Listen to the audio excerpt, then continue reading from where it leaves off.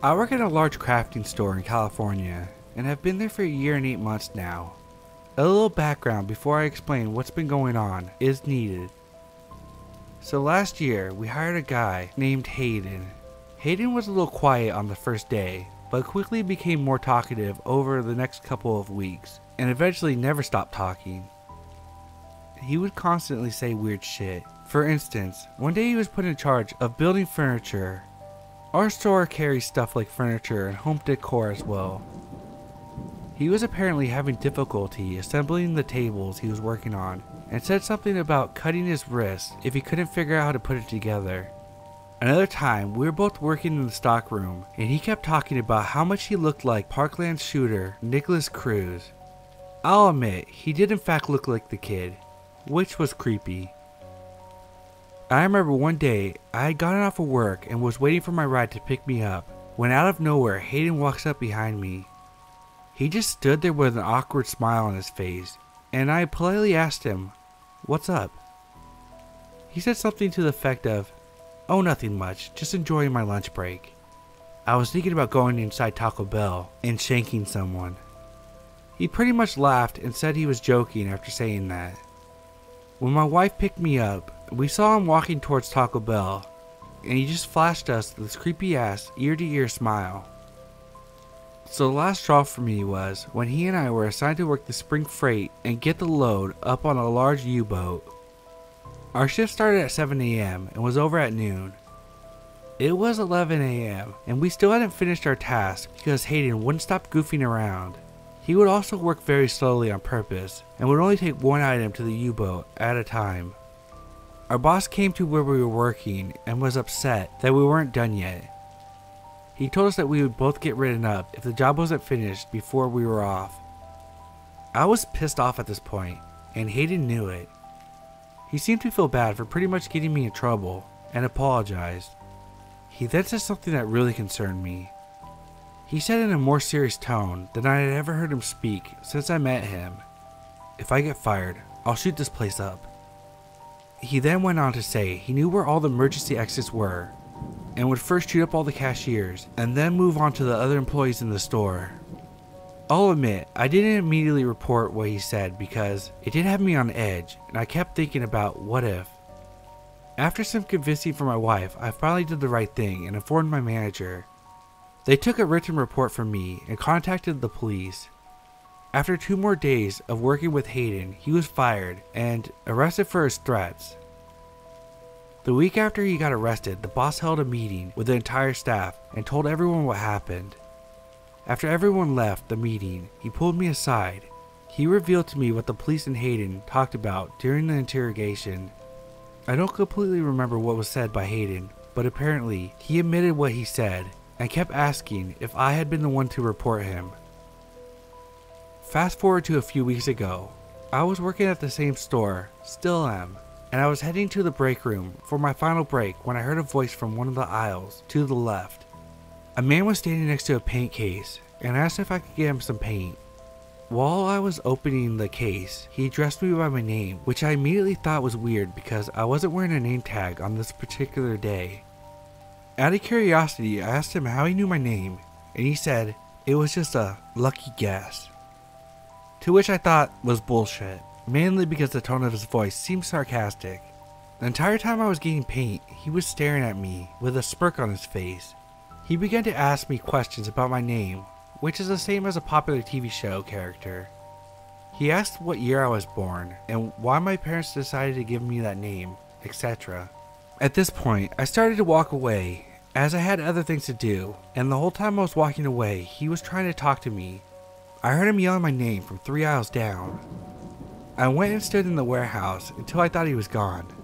Later that same day, one of my coworkers asked me if I knew the guy that was buying that paint, and I told her I didn't. She told me that he had approached her and asked her all kinds of questions about me, if I'm a good worker, and if she likes me as a coworker.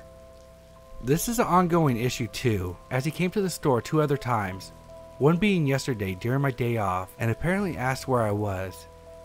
I don't know for sure, but I suspect this guy might be cousins with Hayden, as they sort of look alike and have similar mannerisms. Both look similar to the Parkland shooter, and have that same creepy vibe. This might not be the scariest thing on here, but it's still freaky. Update. Tonight I worked the closing shift and was outside getting carts after the store closed at 8 when 2 SUVs pulled up into the parking lot. One of them parked behind the store and the other one parked in the main lot. I was standing in front of the entrance doors when a man dressed in all black wearing a hoodie stepped out of one of the SUVs. Another guy walked up next to him and they both started approaching the store. I politely told them that we were closed, and then I looked down and noticed a large baseball bat in the hooded guy's hand. I started repeatedly ringing the bell to let me back inside, and those 2 guys were just pacing back and forth in the lot, staring right at me. My manager let me back in and called the police. The guys were long gone when they got there. This could have easily been a totally unrelated incident, but I still thought to update because the whole thing makes me think it could be you know who.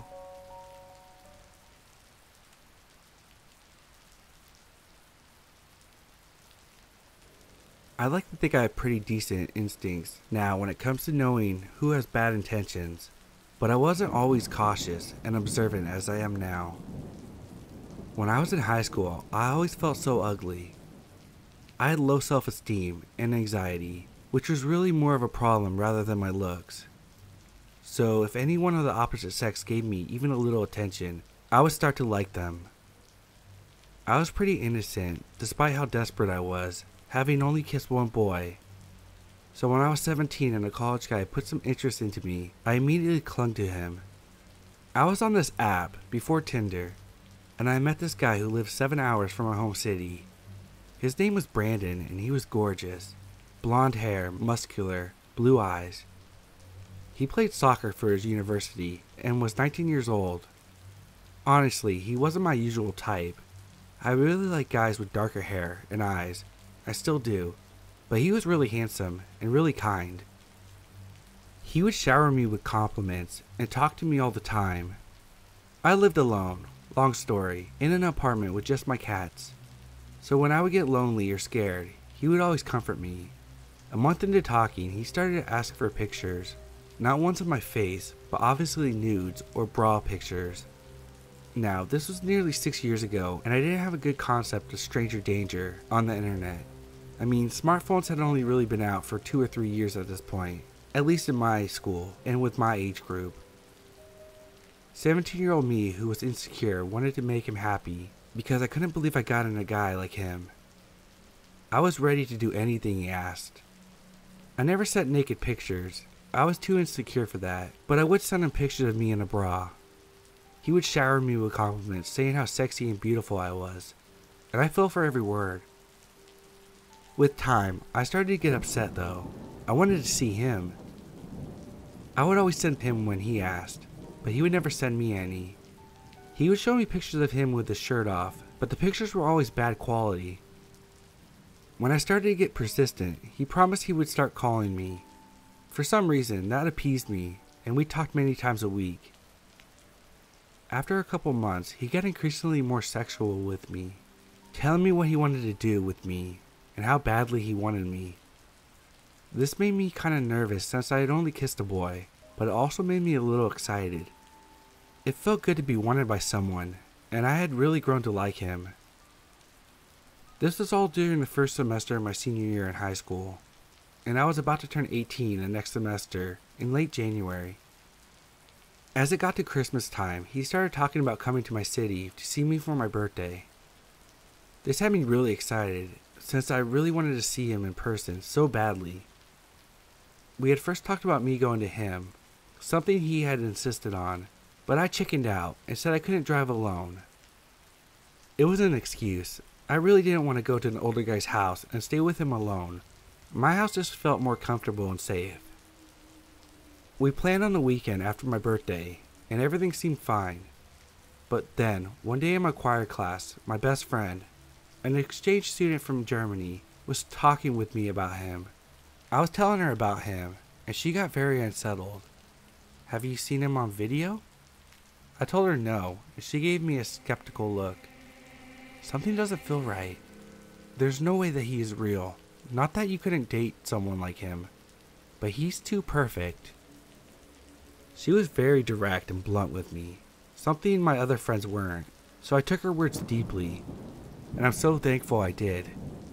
I immediately asked him for a picture of his face.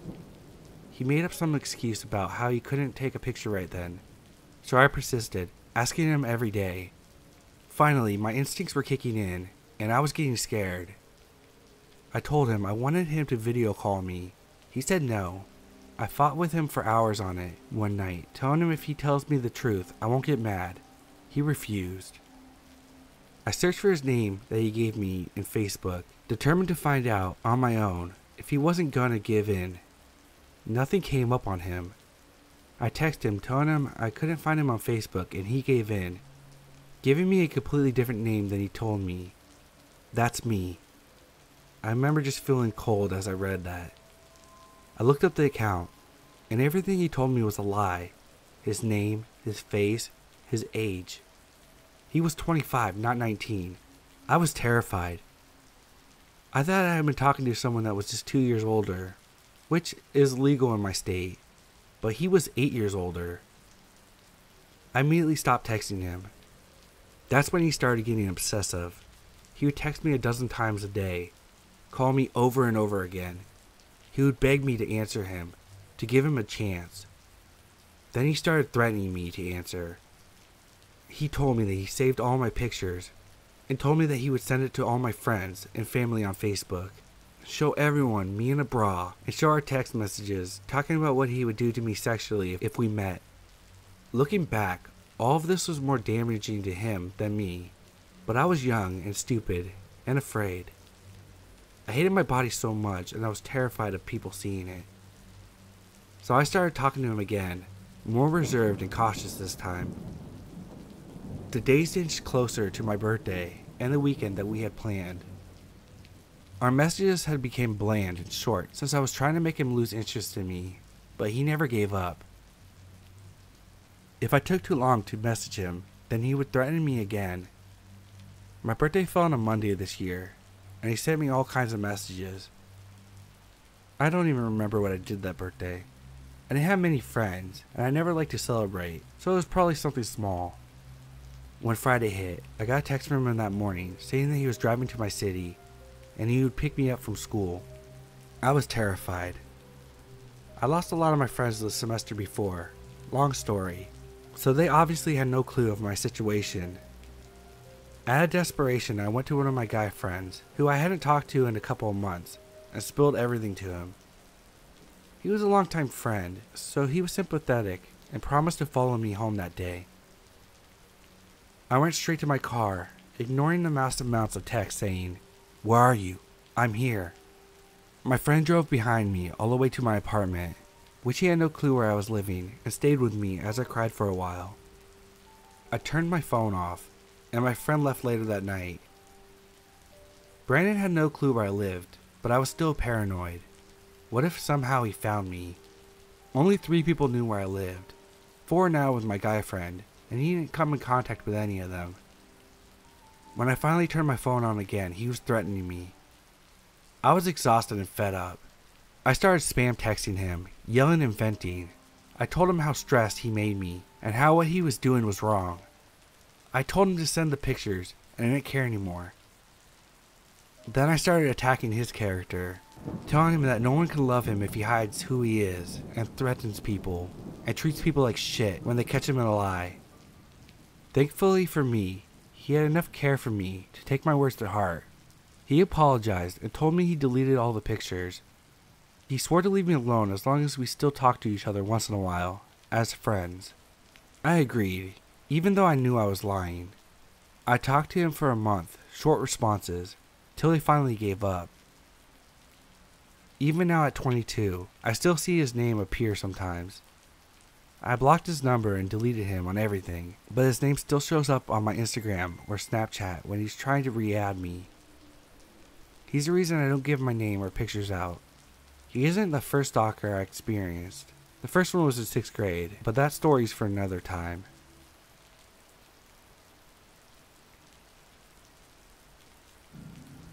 News about child abductions has become more frequent in my country. So this has led me to an old encounter my mom reminded me of when I was a wee lass.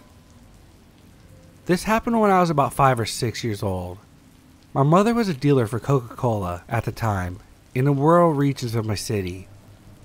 So that means she and her fellow employees would be delivering crates of Coke to little villages in the boonies regularly. On this particular day, no deliveries were scheduled, and anything that was to be delivered was done, so they were hanging out at the warehouse. My mom figured since it was the end of the week that we should all go on a little road trip with the crew. Everyone agreed, and then one of the crew members suggested we go see the new inland resort a couple towns over. It was nothing fancy, just a large area with a few pools, a pond where you can catch your own fish for meals, and bamboo huts along the side. We all get in the truck and off we go. We all arrived sometime early in the afternoon, and my mom is telling members of the crew what to do. One books a hut, one gets our stuff in order, and someone keeps an eye on me.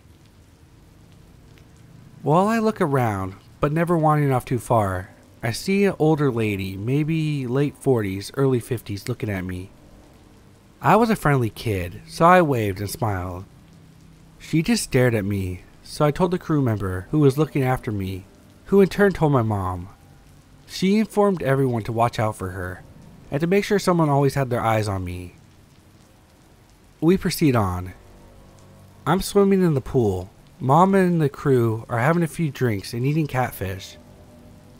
This dragged on till maybe 6 or 7 p.m. I stayed in the pool a majority of the time and would just come up for a bite or a drink of soda. But on my last attempt to jump in, I see from the far end of the pool the same old lady. I immediately tell my mom, who looks in her direction and tells everyone we're packing up and going back to the warehouse. We get back, and my mom requests that 3 of the guys stay the night at the old house, and if they could stay up one at a time, just to be safe.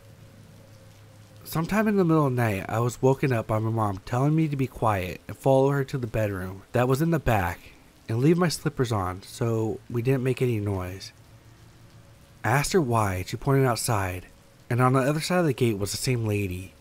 She insisted that I go into the room in the back of the house and stay there till she gets me. I follow, and then I hear her wake up the crew. I hear them leave the house to confront the lady by the gate with questions like, "Who are you? What do you want?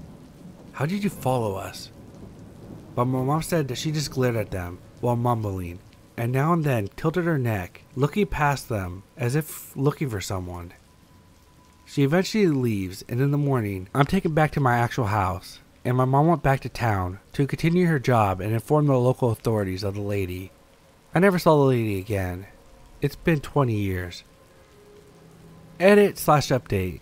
So I asked my mom about the old lady again, and what ever happened with the report. She said that she and 3 crew members that confronted her went straight into town hall before they started work. It's a pretty small town, so it wasn't hard to find someone via description, and they did find out who she was. Local authorities went to a little bamboo hut on the edge of town, about a mile into some wooded area. The plan was to just give her a warning, but when they got to the hut, no one was in there. They checked all the windows, but nobody was inside. Someone did live there because there were ducks and chickens in a small pen on the side of the house. They decided to just leave and update my mom later in the afternoon, but nothing to update. They never saw anyone at that house again.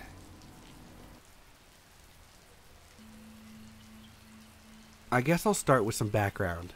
I'm a 33-year-old female, but the story takes place when I was a teenager, living in a suburb of Chicago. The village I lived in was quiet and middle class. We lived like a mile away from the police station, and the worst crimes we had were a murder or 2 and a robbery, only once in a blue moon, 99% of the time. Boring, and more boring. Unless you had a car, you were stuck just walking around the park at night with your friends. Kinda boring. Anyway, one night, my girlfriend and I decided to hang out at the park with some guys at 12 in the morning. The night was a bit windy and had a full moon. I even got a kiss that night from the boy I liked. But the night wasn't just fun and hanging out late.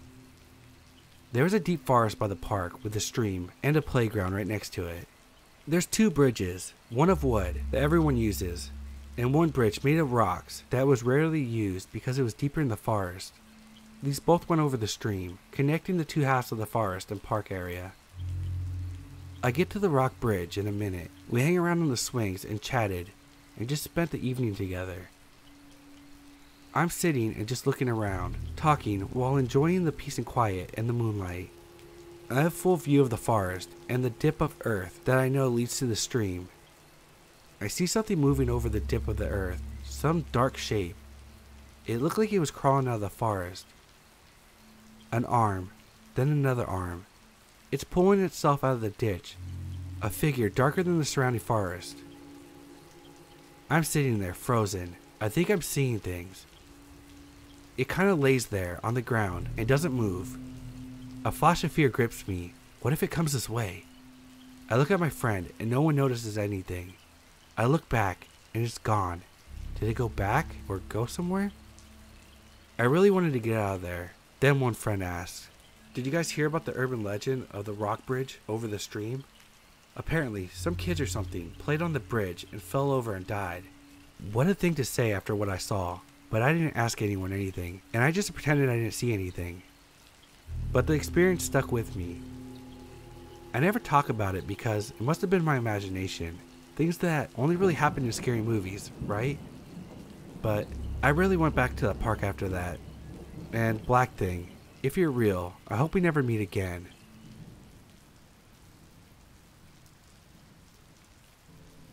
The first time was in elementary school, while all the kids were getting out for recess. I think I was in 4th or 5th grade. A random car pulls up and asks me if I seen so-and-so. No one knew what kid he was looking for. One of the 2 people in the car opened the passenger door of the coupe and said, "Why don't you just jump in and we can drive around to find him?" Being a foolish kid, I was about to get in the car. I hear one of the moms on watch call out and ask who these people were and tell me not to get into their car. The guy that was outside of his car got into the car and they drove off.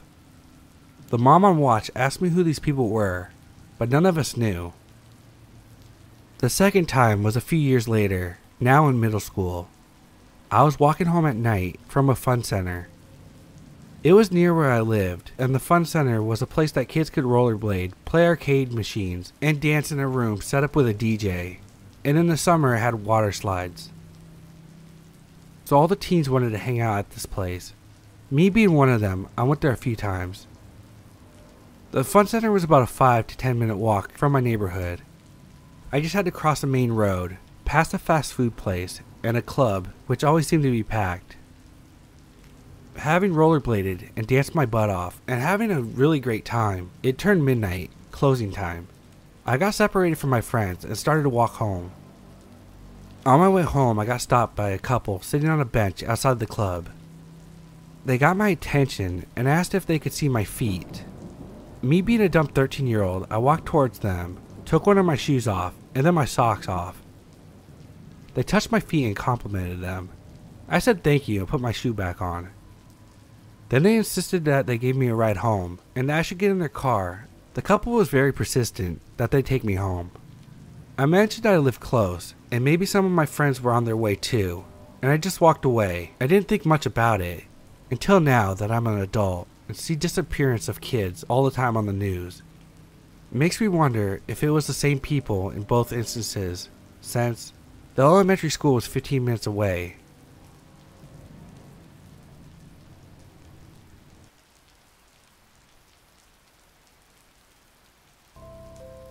This was about 6 years ago, and my first semi-professional job. I worked at an auto parts counter, helping customers at a dealership. I'm a generally friendly and outgoing person, so when my boss introduced me to everyone, it went well, and everyone was nice back. But one guy was especially nice, just over friendly. He was attractive, but gave me a weird feeling, and I was in a relationship already anyways. It started off with him coming to the auto parts counter every day and making small talk, which I hate. So I would get annoyed because he was distracting me from my work. Then he would follow me out during my breaks and try to convince me to have lunch with him or to go meet him after work. He knew I was in a relationship and he didn't seem to care. Obviously, telling him flat out no didn't stop him either. After a few weeks of turning him down, he finds me on Facebook and starts messaging me over and over again. And starts messaging me things like, "You're so pretty. I wish you were single. Just one lunch together won't hurt." I ignored all the messages and ignored him at work after that. The messages turned into, "You lying fucking whore. You owe me a date, or I'm gonna tell your boyfriend that you cheated on him with me, and I'll make you lose your job." I still never responded, but I did take this to my boss immediately the next day at work. Well, Chad has some drinking issues, and I'll have a talk with him. Not that he would get fired or suspended, no serious action taken whatsoever. This man was 6'5", full of muscle, and I'm 5'6", and maybe 130 pounds. So this talk happens, and Chad seems to leave me alone after that. No small talk or messages, or following me out on breaks. Until a few days later, he gets fired for inappropriate behavior regarding another woman at work. No surprise there. I started receiving messages again, saying he's gonna catch my car on fire for getting him fired, and that he's gonna burn down my house. Great, right? Gets better at the end here. He had gotten my address from my work application when I started, and showed up at my house and breaks my windshield out. Turns out, the entire time he has been bugging women at work and harassing them, he has a girlfriend too. He beat the shit out of her that night also.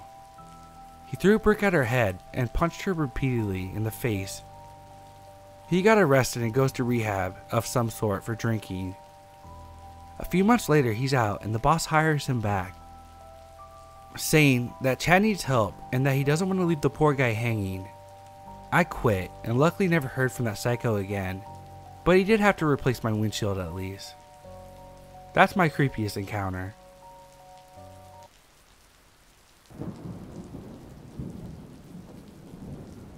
I was having a conversation about urban legends with my boyfriend and his friend who was in town. The topic came up of, I actually know someone that happened to. Here's mine. Back in 2003, I worked at a clothing store known for inexpensive t-shirts at the mall in this smaller northern city in Massachusetts. I'm a taller woman, just a hair shy of 5'11", with a small medium hourglass frame, light hair, light eyes, and I was 18 when this happened. My friend that I worked with met with me to pick up our check and schedules and shop a little. She's, no joke, 4'11", and looks like she's 12, even though she's in her 30s. We were both pretty active in the hardcore scene at the time, but I looked a little bit more clean cut than her. She liked piercings, I liked tattoos. We were parting ways as we parked in the same lot, but in different sections. I gave her a big hug and walked away. I heard someone call, "Miss," and I turned around. It was a short fat guy with a bottle in his hand coming towards me. "Miss, I got my wife perfume. Will you smell it for me? Tell me if it's good?" "No, fuck off." I kept walking to my car, taking my Nokia out to call Jackie as I walked over. Dude persisted and started hitting notes of agitation in his voice, following me still, increasing the speed of his pace, saying that he just needed me to smell it. Jackie answered, "Some dude is following me. Drive down my row." He heard me on the phone and stopped following me. Jackie drove up alongside me moments later and described a guy, asking if it was him, which I confirmed. He got into some van and drove away, she said. In hindsight, we should have called the cops, but information on human trafficking and kidnapping in 2003 wasn't what it is now. Instead, we just went with the running joke that I was worth more on the black market than her, since she had tons of facial piercings.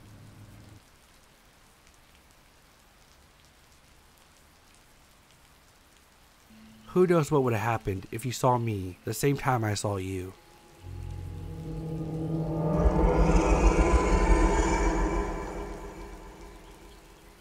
First of all, let's preface this by saying it was very early in the 90s, and as we all know, it was a very different world those days, and I was pretty naive for a kid. Also, I kind of had a messed up childhood, so this was not the worst of things to happen by far, and therefore, I pretty much brushed it off. When I was about 11 or 12 years old, I would visit the Boys and Girls Club a lot, which was pretty big back then. And my parents thought by sending me to a Boys and Girls Club for the summer only made sense. The camp was not an overnight type deal, but featured all the normal things you would expect, like a lake, arts and crafts area, crappy school style lunches. I did the normal camp things like find a girlfriend and get into trouble. The camp was run by counselors, which I can only assume were in their 20s or 30s, and when you're 12 that seems old. And as you would expect, they would come up with very interesting punishments for kids, like being forced to carry one of those huge wooden totem poles in circles of a hot field for some time. I never actually had this punishment, but I remember the older kids doing it.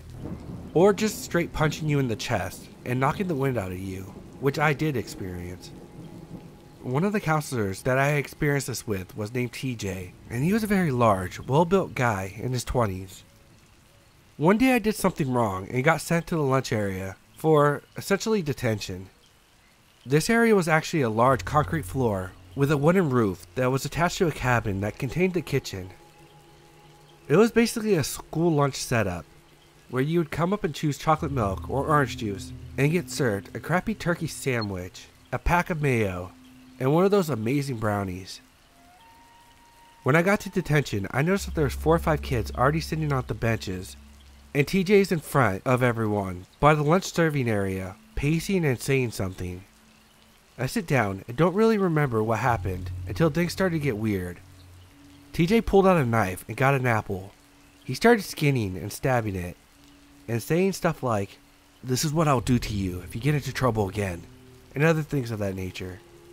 At the time, I honestly didn't feel scared in any way, due to my tendency to completely shut down when shit gets bad.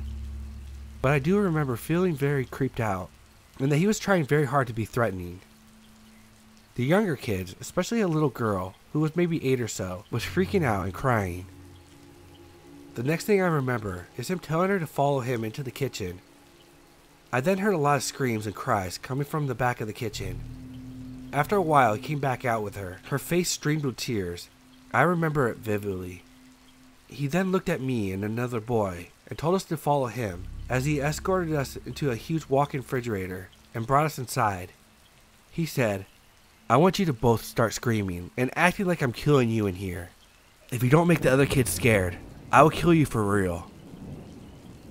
We did as he asked, and we closed the door and started screaming and wailing.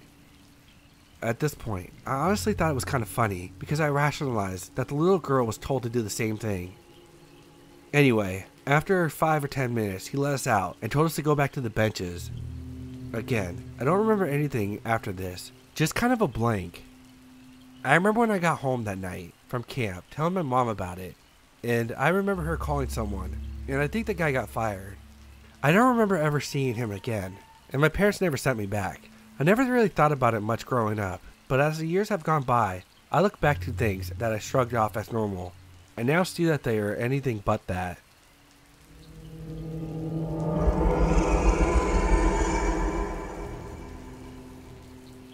Fifth grade was one hell of a year for me. Geometry Dash 2.0 and Minecraft 1.9 were released. I got my first taste of real gaming when I got a PS4 for Christmas, and I even switched schools halfway through the school year, causing me to meet a lot of new people, and a lot of my new friends became the basis of my social circle that would eventually lead me to becoming one of the more popular kids in high school today. However, I also had a pretty creepy encounter with some random guy that year too. Back in November 2015, when I was in 5th grade, my family and I went on a road trip through Texas. We stopped at various campsites. Our first stop was in Sonora State Park. We were staying there for one night and leaving the next afternoon to go to another state park. The next morning, I went on a bike ride to go to the restroom and saw a random guy waving at me from his campsite. Taking it as a friendly gesture, I waved back at him and continued pedaling down to the bathrooms. I did my business and started to bike back to my campsite when the same guy shouted, "Hey kid, over here." I slowed down to a stop but kept my distance because of stranger danger. "Yeah?" I shouted back. The guy said, "Do you have a girlfriend?" I replied, "No." He then said, "Well, I have a daughter down here with me, and I could hook you up with her. Why don't you come down here so you can meet her?" The guy had nothing set up, no tent or trailer, and the only thing in his campsite was his truck with clear windows, and I did not see a girl at all. This realization sent a sudden rush of horror through me, so I yelled, "I'm fine," and started pedaling slowly enough, and then eventually booking it out back to my campsite. I told my dad, and he said that it was probably nothing and didn't do anything about it. This story sort of creeps me out to this day, because that guy probably had malicious intentions. Shame that there's a lot of people like that in this world.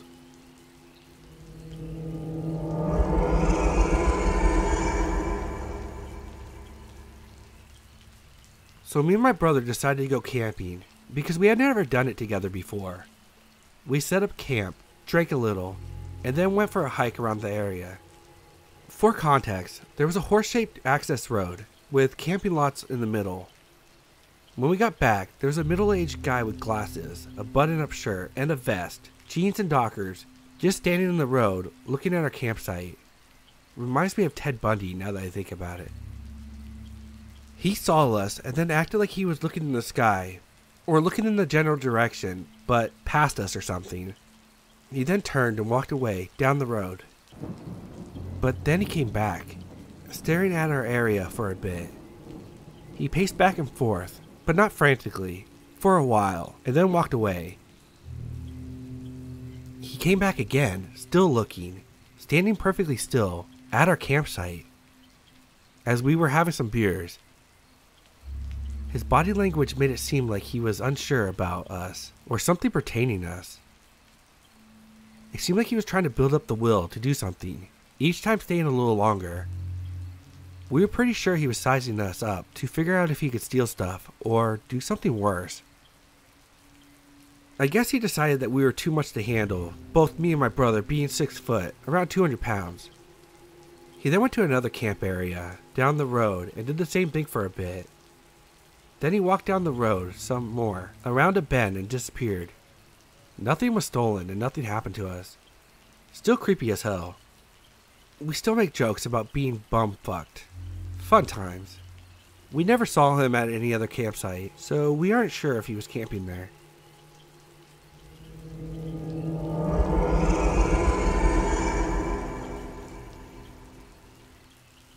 Okay, so I don't really know how to start the story off, but this just happened like an hour ago, and I'm still spooked. So a bit of preface. Me and my friend are home alone right now, and have been for a few hours. Every time my friend comes over, we go to the woods by my house, and it's normally uneventful. We usually throw rocks, and break trees and stuff. Harmless fun. But this time, something else happened. Like I said, we're home alone, and we have been for a while. We went outside to the woods, and the trip was uneventful. But once we got there, something was off. Everything was dark, tons of trees had been knocked down. The entire place was not how I remembered it being. We kept going in, still having our usual harmless fun. And at one point, my friend turned to me and said we should go back. I looked at my phone and decided it had only been 30 minutes, so we might as well stay a little longer. 'Cause it'll be a few hours until anyone would want us to be home. We continued on, finding strange things, like an old crushed Mountain Dew can, probably 10 to 20 years old, and a toy boat which had been completely destroyed by the wind and water and other things, and was probably older than the can. Our plan was to go further than we had ever been into the woods, which isn't very hard for us because I've barely been that deep. After walking for a while, we came to a landmark I knew marked the deepest that we've ever been. A while back, when I was going far in, I came to a bridge built on a log that fell over the river in the middle of the woods. However, one thing was different. There was something sitting on top of it. Whatever was on it was small and resembled the head of an animal. When we got closer, we got a good view of it. It was a deer skull, pearly white and clean, sitting on the bridge with no clue as to who put it there and where the rest of it was. Behind the river, there's a huge hill with a creepy small house on it, and while we were looking around, we heard a creak or some high-pitched noise from up towards it. Freaked out, we began to run, and from behind me I hear my friend scream, and I hear him running behind me. We both keep running, and once we reach the edge of the woods, we step onto the road. I asked him why he screamed, and he said he heard footsteps next to him. We quickly made our way home, and when we got here, the garage door was open. Not knowing if we left it open or not, we ran inside, locking the door, checking the house, and turning on the alarm. Now we're sitting here, and by the time I finish this, it's nearly 2 hours since, and I can't shake the fear of the eerie woods from me.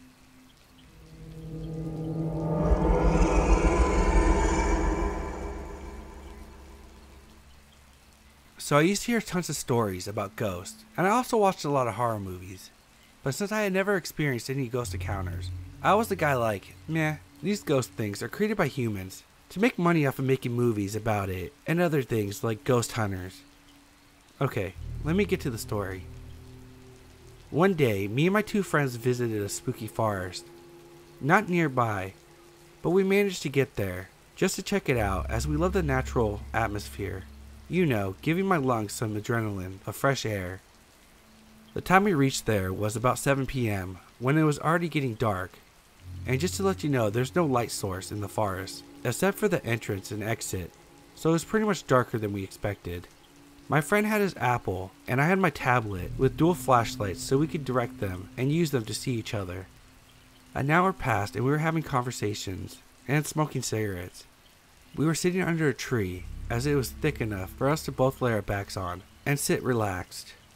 We were having a good time until we started hearing a sound, like two rocks smashing into each other, or one rock smashing onto the ground again and again, and we were getting pretty confused.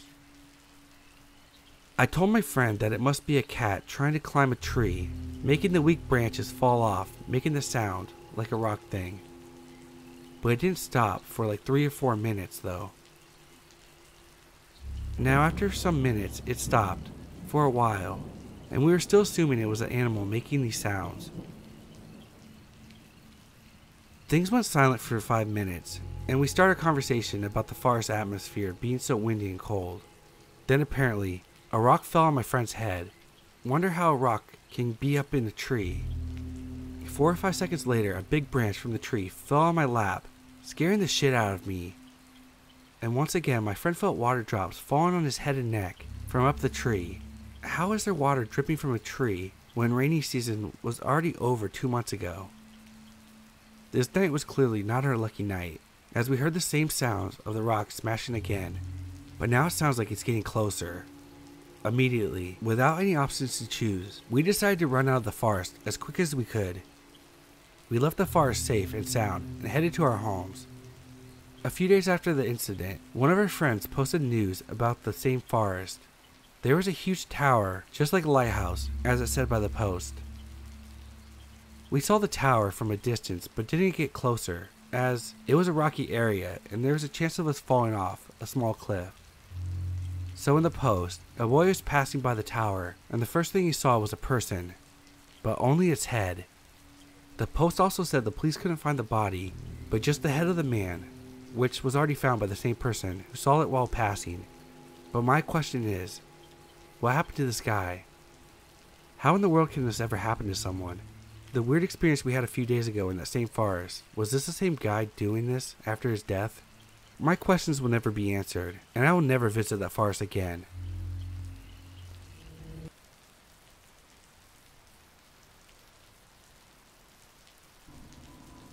My mom and sister went out to KFC for dinner for the family and brought one of my sister's friends along. When they came home, my sister was in tears. Apparently they had arrived at KFC. My mom and my sister's friend went inside to get the food while my sister stayed in the car.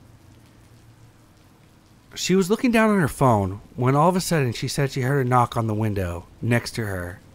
She looked up, expecting it to be our mom or her friend coming back to the car. Instead, she saw a dirty looking old man who looked homeless. He had dirty unkempt hair and a dirty gray beard. From her words, he looked like a tweaked out Santa Claus. Luckily, all the doors were locked, but the man kept knocking on the glass, saying, "Let me in," before violently yanking at the door handle. My sister screamed at him to leave her alone, which only made him angrier, and he began to bash the window with his elbow. My sister called 911 as the man was still tugging at the door, attempting to break the window and cursing at the top of his lungs.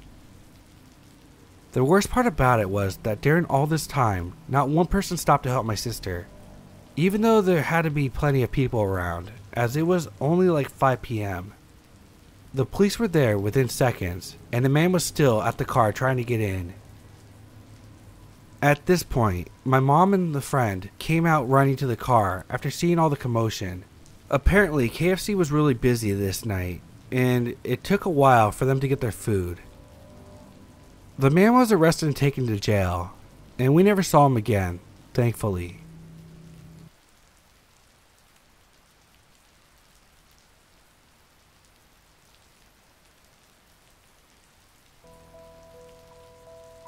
My fiance and I met a few years ago at a relatively small multi-department company. He still works there. I left almost 2 years ago and am long distance working on my education, and ex-coworker left long before I did. Ex-coworker, I'll call C, used to be perfectly friendly when we worked together in separate sections of the same department. He loosely knew my fiance. He politely flirted with me a few times, so I was polite in rejecting him as I had just gotten out of a bad relationship. However, he remained polite and friendly until the incident. C would go to lunch around the same time my shift was over and would often walk me to my car. Management had asked, as it was dark and the parking structure was rather sketchy, and he walked me there until I moved to an earlier schedule and would leave a half hour before C even arrived. After about 2 or 3 weeks of not seeing him, I ended up working late and was still there when he arrived. As soon as he saw me, he lost his shit and screamed at me for avoiding him and ignoring him when he was such a nice guy, and walking me to my car so no one else would rape me. Yes, he said else. Management suspended him, switched him to the graveyard shift, and he quit not long after. My now fiance is still friends with him on Facebook and didn't even know it all this time. I, however, blocked him on all social medias right away. Now that you're up to speed, my fiance called me earlier and immediately asked if I had been in contact with C. I said no, of course not, and my fiance informed me that C's mother came into the office to do some business and saw my fiance and recognized him from years ago when C worked there. My fiance was polite and made small talk until Mama C asked him if he's the guy married to. My fiance didn't know how to respond, and Mama C just prattled on about how C always talks about him all the time, and how apparently my fiance is so lucky to have won me from C, and asked how I was doing at university and if I'm still studying my discipline. Details that C should have never had, even through my fiance's Facebook. My fiance blocked C on all social medias after calling me, but I'm still shaken up. I've never been so glad to be so long distance.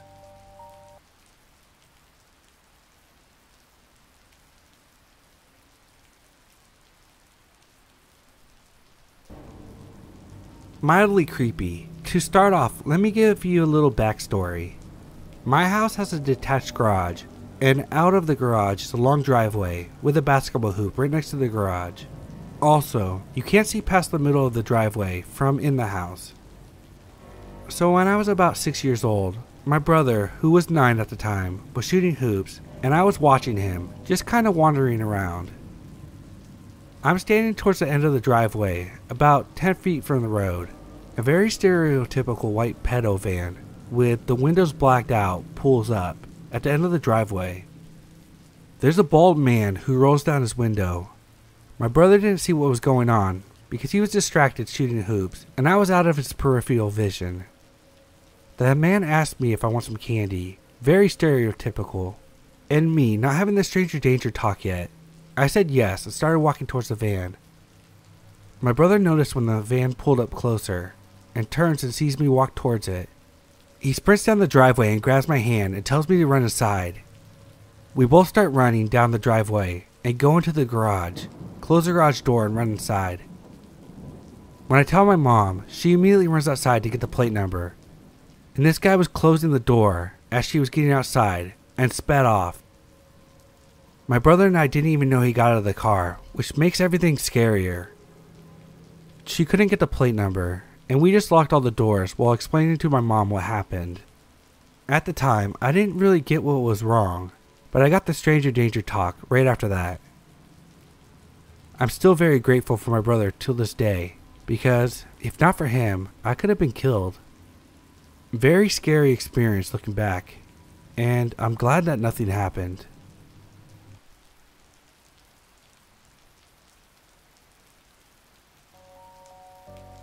Bit of a backstory. I'm a 19-year-old guy.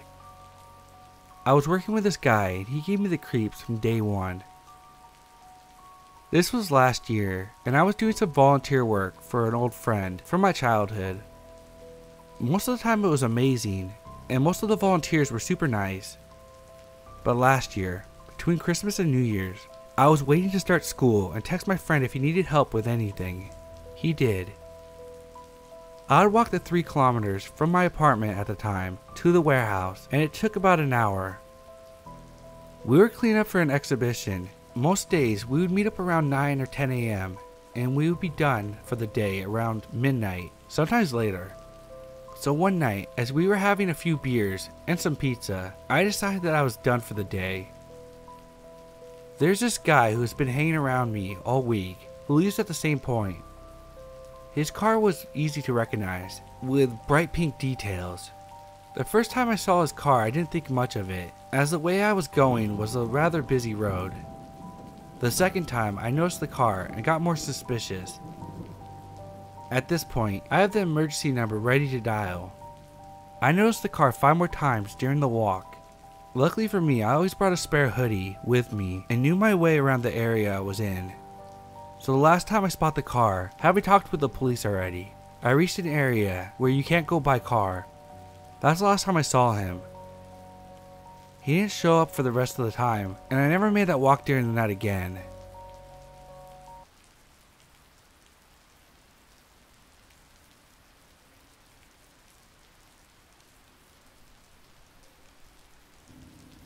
I was 5 years old, visiting South Korea in the late 90s with my family. We were staying with my mom's old friend. There was this one evening, my mom's friend took us kids outside the apartment to play. I remember having fun running around and being 5 and sort of not having much awareness. A woman quickly walked by me, grabbing my hand from the direction of the apartment, and I as a child just held her hand and kind of went on autopilot mode. I remember not having much time to think, but being confused and looking up, but not being able to see much except for her face was blank and focused on walking away from the apartment. It was getting darker as the entrance lights got farther, but before we got too far, my mom's friend called out angrily, and the lady stopped and laughed and said that she thought it was her daughter who played outside the apartment. I didn't really know what was going on or how to process the adult's emotions. I just kind of blanked out and took it for granted. Looking back, I wonder why the lady took me and if it was a mistake. What was she gonna do? Or where was she gonna take me? I should really thank that friend of my mom's.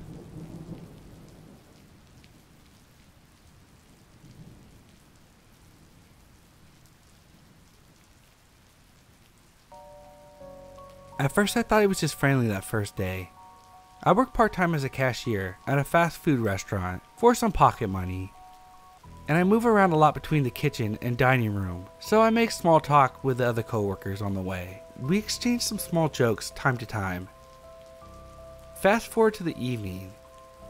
We get out at the same time and he proposes to drive me home, along with my best friend. So we agree. Nothing too creepy. Anyways, fast forward to the second evening. He got out 3 hours before me, but kept hanging around with other employees. and as soon as I got off my shift, I see him waiting for me and my manager, telling me, "Hey, let me drive you home." Anyways, as soon as we get to my street, he stops the car and tells me that he fell in love with me at first sight. I tell him I appreciate his feelings, but I'm not looking for a relationship, and then I tell him I have to go. He grabs my hand as to prevent me from exiting his car, and keeps telling me that he likes me and literally pleads to be with me, finding counter arguments for reasons for not dating him, and even tries to kiss me. By tries to kiss me, I mean tries to hold my head forcibly while holding my hand so I can't get out of the car. I tell him again in a really serious tone that he has to stop and understand that I have no feelings for him and never will. He finally let go of my hand, and I finally can get out of the car. I know this may not seem as dangerous as other situations that are posted here, but I still cringe and feel a shudder of fear thinking of what he could have done. Thinking he could have done something much more outrageous.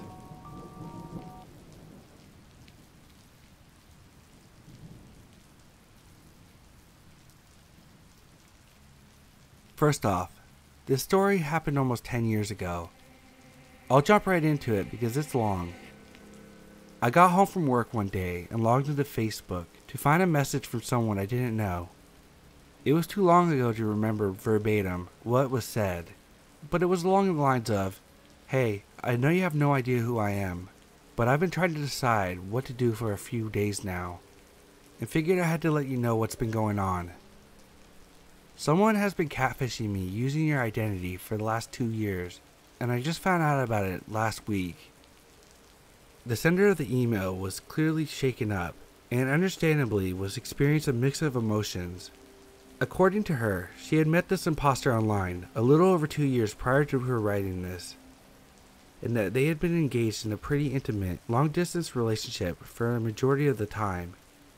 The imposter created a Facebook and over time reposted almost all of my photos with their own captions to them, including the good amount of the art that I've drawn, that they took credit for too.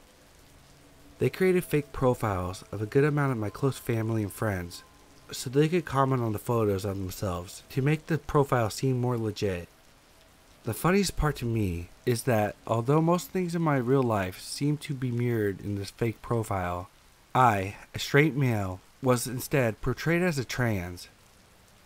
I think the main reason for that was that the sender of the email and the imposter would actually speak on the phone, and the imposter turned out to be female in the end, and therefore needed a reason to justify her more feminine sounding voice. Anyway, the sender of the email was justifiably both angry and creeped out and wanted to find the catfish. She started asking me a lot of questions about my life, but phrasing them like, "Is your sister's name? And did you go to this high school?" Some of these were clearly information that someone could get from a quick browse of my profile. But then she asked, "Is your best friend?" Which struck me as odd, since despite this person actually being my closest friend, who I spend most of my time with, we barely have any Facebook photos together, and most of them are from a long time ago. Then she asked, "Were you adopted? And are your half-siblings named?" And which sealed the deal for me, because I knew for a fact that I never posted anything about being adopted online. The sender of the email already had an idea that this person had known me in real life, but this confirmed it for me. The sender of the email had contacted me shortly after confronting the imposter for the first time. I guess after 2 years, they finally became suspicious of the fact that the imposter wouldn't show their face. I have no idea how it took so long for them to figure out they were being played, but I'm glad they finally decided to give the ultimatum of "show your face or I'm cutting you off." I'm pretty sure this is the point where the imposter admitted to being a catfish, and that she'd been using the identity of someone she had a crush on in high school before hanging up. I was given the URL so I could go through the profile myself, which was still up for a few days after, before it all got removed. It was definitely really bizarre. The imposter had posted more than I ever had on Facebook, and generally seemed like they lived a pretty involved double life online as me. Almost everyone I posted photos with on my real profile would then have their own fake profiles created that had enough content to be generally convincing so they could be tagged in and would validate these new photos. Some of these profiles seem to have gone on and made their own real friends as well, and I wondered if any of those were used to facilitate even more online dating deception. Either way, the amount of time this person had taken fabricating their alter ego's online presence was pretty shocking. The whole time I'd been crawling down his Facebook rabbit hole, the sender of the email was looking through my real profile. After a while, she sent me a message saying, "Did you take these photographs?" and showed me what I remembered as a black and white photos of a barn or something. I hadn't, which was weird since everything else on the fake profile originated with me, and she noticed the discrepancy. We both tried to reverse image searching with no luck. Then, either through a stroke of genius or somewhat suspiciously, I couldn't tell, she thought to flip the fake number imposter had written into her Facebook profile around in reverse, and a Google search came with a headline that belonged to the home address of a girl that I had gone to school with. Real me was Facebook friends with the imposter's real profile, so we both went snooping around and found the photo she had claimed I'd taken, which pretty much confirmed to me that this was the imposter. I'm pretty sure there was more indicators to the sender as well, but I can't remember. I thought about messaging her for a while, but decided that probably wouldn't lead to anything good. At this time, my thoughts were definitely, let's not meet. I talked a few more times with the sender, just to try to decompress a bit, but honestly, just wanted to distance myself from the situation, and also had my suspicions of the sender as well. I figured maybe it was the imposter's last-ditch effort to try to talk to me. Although, when it was all over, the sender seemed eager to leave this all behind as well, so probably not. Either way, it was a really strange experience. I felt mostly freaked out and violated, but I guess a small part of me was flattered by it. I had a lot of mixed emotions. But the weirdest part to me is I'm a really approachable person, and would have definitely been willing to talk and probably be friends if the person approached me instead. Although, I'm still not sure if this was out of an obsession for me, or if this person felt like I was just a suitable image to base their fabrication persona off of. I remember talking to her probably twice throughout high school, and really didn't have a good idea who she was, other than a quiet hipster girl.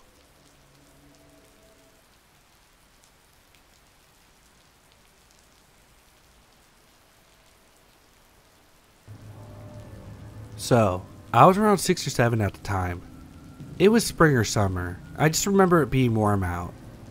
And I was at the end of my driveway playing in the sand. Now, our house is a ranch-style home, set on top of a hill.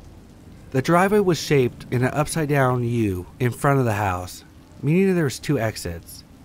We had a very large yard, evergreens lining each driveway on both sides. A few large oak trees and other trees in front of the yard.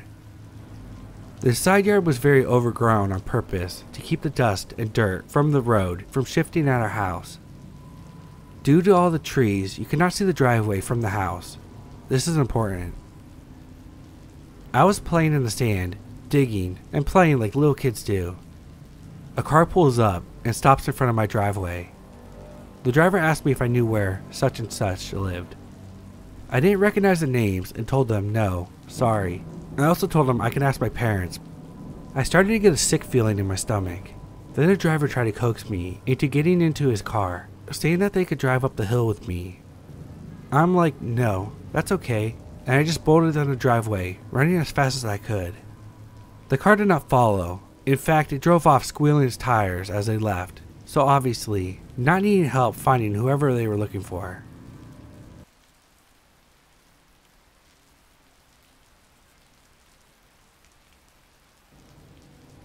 So I was about 13 at this time. I was coming up for my mom's birthday, and I had no idea what to get her, so I called my aunt for help. We agreed to meet in town on Saturday afternoon after my piano lessons, so we didn't have to rush. I went to my piano lessons as usual, dropped off my books and backpack at the house, and went to the bus stop to get the bus into town. As I was waiting, a taxi pulled up. The driver rolled down the window and called out, "Are you going to town? I'll give you a lift." Without moving closer to the taxi, I replied that I couldn't afford a taxi, and the bus would be here in a few minutes. It was, as usual, running late. The taxi driver became insistent that I get into the taxi, and he wouldn't charge me to go to the town. I stood my ground, refusing to get in. His tone became more aggressive as he demanded I get in for the next minute or so. Someone else arrived at the bus stop, and the taxi driver sped off, swearing at me for not getting into his taxi. I told my aunt what happened when I met her in town, and she asked if I had got the license plate so she could report the incident. I explained that I didn't move closer to the taxi to get the number, and I first thought he was just looking for a fare. My aunt was pretty sure that if I got into that taxi, I wouldn't have been dropped off in town and taken somewhere. She told me if this happened again, to tell them, piss off or I will scream, and if they approach me, to run.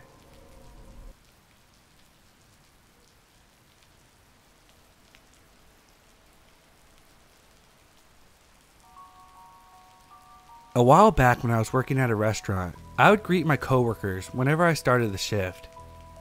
There was this one coworker who would always reply by saying, "Hello, beautiful." I thought nothing of it at first. He worked as a delivery driver, and he would mostly be in the kitchen along with the kitchen staff.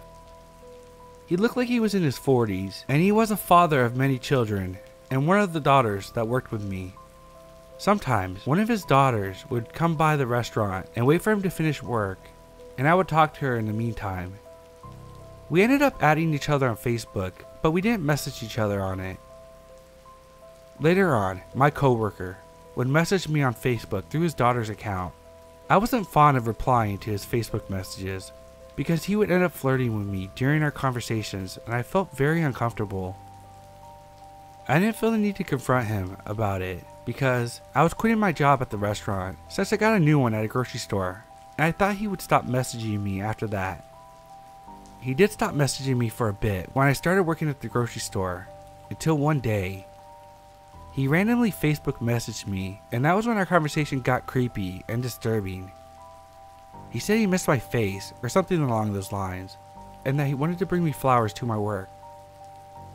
I attempted to refuse him kindly and explained to him that I had a significant other, but he didn't seem to care. He continued to send me intimate messages. I explained the situation to my significant other about what happened, and he told me to block him on Facebook. I ended up blocking him, his daughter's account, on Facebook, and luckily he never tried to reach me again.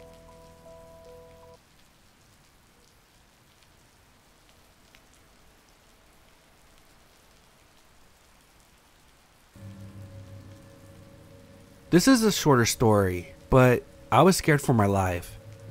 A while ago, I was on my way home from my best friend's house. She lived 15 minutes away from me by foot, so I always used to walk to her house. That evening, it was already dark, but not that late at all. As I live in an area with many old people, no one was out on the street. I was almost home, just crossing the last street, when I saw a car coming. He rolled down his window and said, "Hey cutie, why don't you come with us?" I obviously said no, and wanted to get home, but he didn't get the message. At first I thought he drove on, but then he turned around and went in my direction. I heard him shouting that I should stop and get in the car. As soon as I heard him turn around, I started running. I was only a minute away from my home, so I ran as fast as I could. I got to my house and jumped over the fence like a crazy person.